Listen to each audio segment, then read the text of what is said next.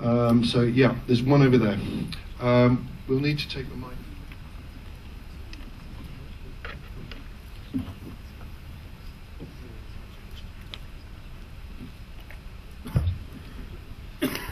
Good morning. My name is Ulrich Saldesacht. I'm from Belgium, representing an organization called ELSEC, and we do things with security. My question is actually to Ian in the first place. How do you see security in all of these online games? I think previously with protecting discs and not so much multi-player online gaming in the past, probably companies like Eidos didn't have too much trouble with those things.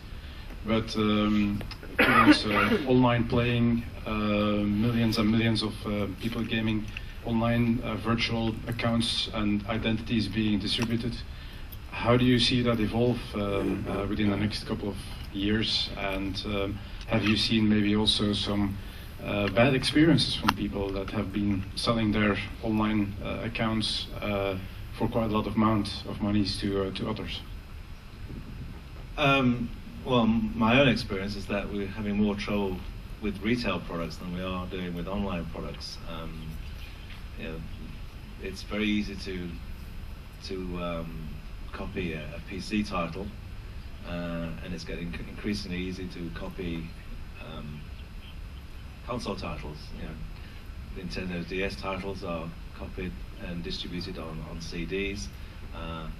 Even Xbox 360 is being cracked. You know, I think the only one that's actually stood firm so far is the PlayStation 3. So, you know, when it's a physical good, it's quite easy to break down. Whereas if you're online, it's very much more difficult, especially if you have what's called a handshake, where you know, a certain you can't access the servers unless you've got a code. And the back-end security on most online games, to my knowledge, is very secure.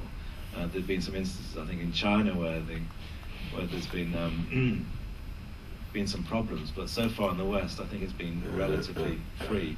I mean, clearly you're the specialist in this area, so you probably know more than me, but my own experience is that online has been very much a way of protecting IP. It's been very successful in Korea. I mean, in fact, one of the reasons why the Korean model turned into online gaming and MMOs in particular, because of the piracy issue, and also the fact there was cyber cafes there, so it was a natural place to actually play games online. But it was, you know, driven very much by the piracy of physical goods.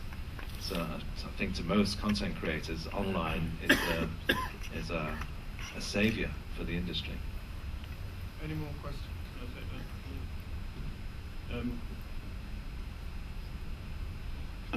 In terms of the security issue from a consumer perspective, obviously the kind of selling of subscription-based accounts and things like that, that is a substantial business, and I suppose companies have to decide how seriously they're going to take the whole security measure and whether and how it sort of impacts the balance of play and things like that. I think it's probably a bit naive to suggest that companies could totally eradicate things like account trading and those particular aspects. Because you know the consumer wants to do it. There's kind of a small shift towards the idea of allowing that kind of activity to take place, and maybe in a more sort of official approach. But in terms of actual security of people's like credit cards and all those kind of aspects, I think the games companies are beginning to realise that they really need to take it as seriously as any other sort of e-commerce business, and they have to adopt the same kind of security measures to combat any sort of kind of fraud and those kind of aspects. The accounts trading side is a kind of secondary market which is not kind of fraudulent in itself. It's just has an impact on the experience of other players, and that opportunity is substantial. I think we sized it around $500 to $800 million. You know, most of it's around World of Warcraft, of course, because it's, you know, that's where all the value is. But so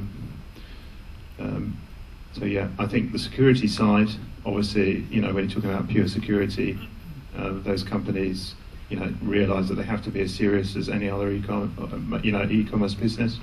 And then from the account trading side, there's kind of a divergence of opinion. Some companies are kind of almost going to a point where they probably will support that kind of activity, and other companies are sort of shifting towards a sort of non-tolerant aspect.